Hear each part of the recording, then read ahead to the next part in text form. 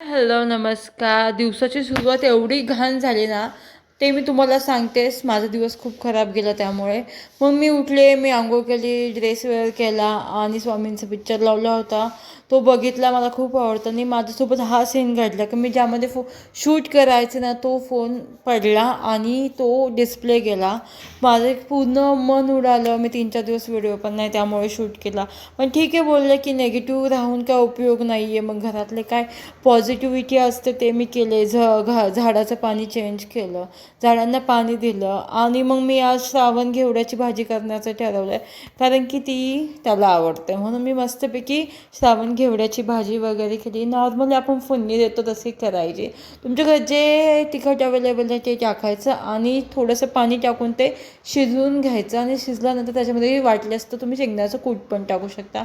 परी आणि बिट्टूचं आज तर काय गप्पच होतं ते दोघं. तुम्हाला माझे व्हिडिओ आवडत असेल तर फॉलो मी.